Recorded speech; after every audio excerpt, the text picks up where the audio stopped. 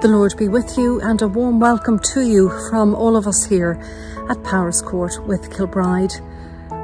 It's Sunday, the 14th of August, and you're welcome as always to join us for the next 15 or 20 minutes as we come together in this little square to hear God's holy word and to contemplate what it might mean in our lives today.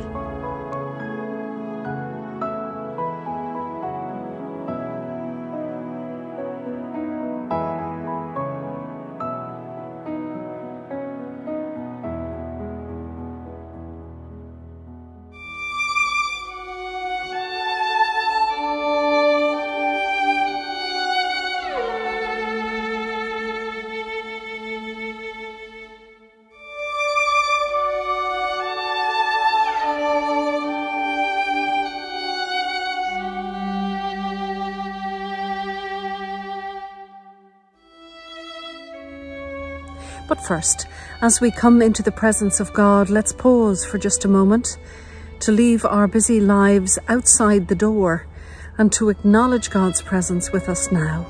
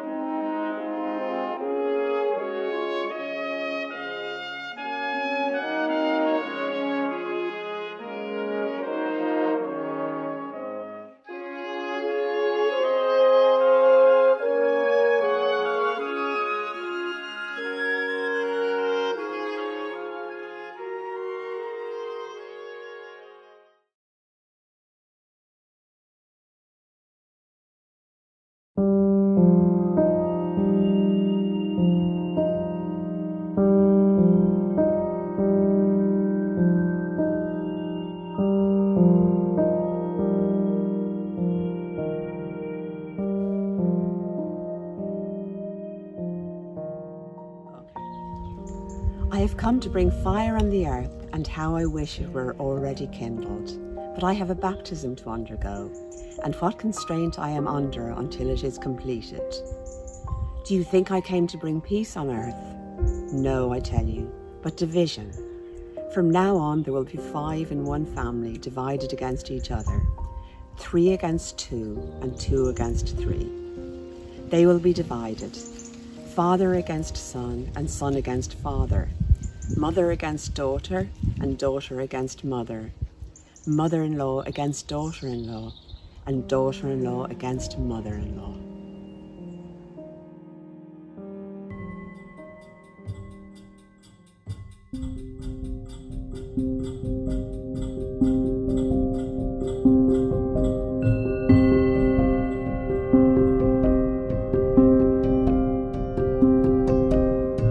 Of Jesus' sayings, the words he uses this morning seem to be particularly harsh.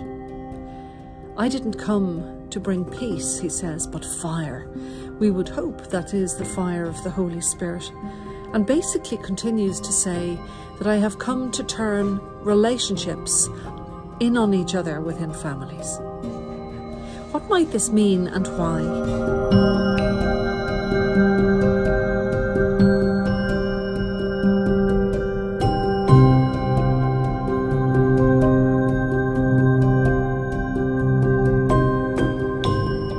I suppose what's worth noting is the mention of fire. We always think of fire as one of those symbols for the Holy Spirit, and we know that the Holy Spirit is something that is constantly moving, something that can shake the very foundations of any establishment, whatever that might be in our lives, and make them into something new. So perhaps Jesus using the word fire in this particular context is that I've come to bring this life force, this unbelievable entity, let's just say, that will change things on earth.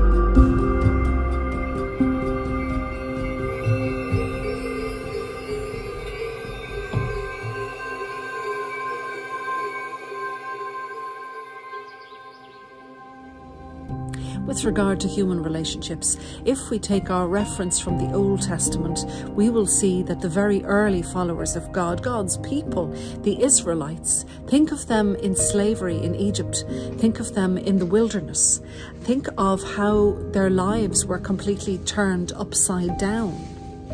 And you'll see this kind of pattern emerge. Orientation before slavery, disorientation in slavery, reorientation by Moses, disorientation in the wilderness, and reorientation again by God. It's a fascinating journey, and it's not unlike our own journeys in this life, albeit our journeys are not quite as dramatic as the stories we hear in the Old Testament. But what you see at play here is orientation, disorientation, and reorientation. God, in order to put things together in a new way, first has to shake them up. And I believe this is what Jesus is saying in this particular scriptural passage. I come to actually shake things up a little, to make people think, to make them actually even fall out with one another, to possibly redefine their priorities in God, above all other relationships.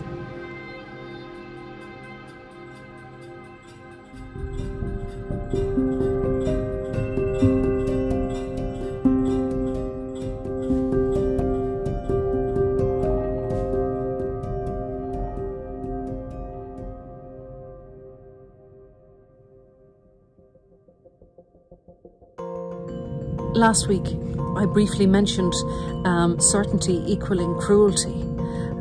When we come to our faith, how we need to be open, to be honest, to be seeking and knocking and asking. And this too is shaking up the foundations of what we have believed and looking for more, looking for a deeper understanding. God cannot create anything new without first shaking up what is in existence. And Jesus stepped into a time, into a societal way of being that was completely against everything, more or less, that the kingdom stood for. And so in order to start or reset a new way of being, he had to dismantle the old ways.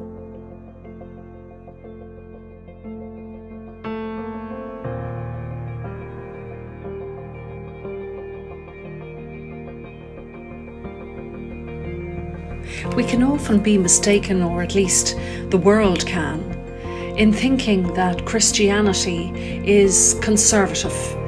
Nothing could be farther from the truth. Jesus was a rebel. He was a distinct disruptor when you think about it. He denounced authority on many occasions. He touched lepers. He healed on the Sabbath. He actually said that the Sabbath was made for man's benefit. He spoke to women.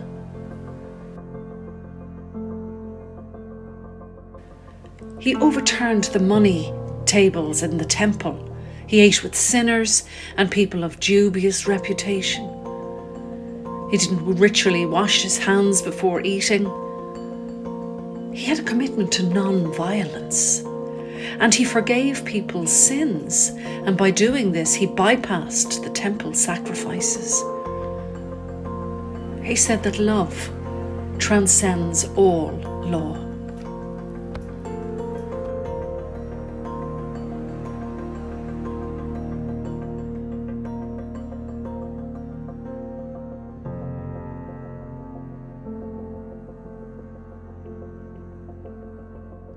I often say in this square, be very careful what you ask God for, because his answer may come in a long journey with many pit stops along the way, and he will shake you up, open you up, and then resettle you again. Don't expect the journey to be easy. Jesus came with this life-giving, fiery spirit, and he came to set people against each other in that they try and establish a new understanding. Finally, Jesus says to them, you see the signs in the sky and you say, right, it's going to be a fine day tomorrow, or it's going to rain tomorrow. Why don't you see the signs now that I am giving you? He stood in front of people all those thousands of years ago, and still they questioned, still they couldn't even see, even through his presence, what he was saying to them. We need to be perceptive of his presence with us. We need to be open to that fiery spirit. We need to be willing to be actually opened up, shaken up, and reset, reorientated again.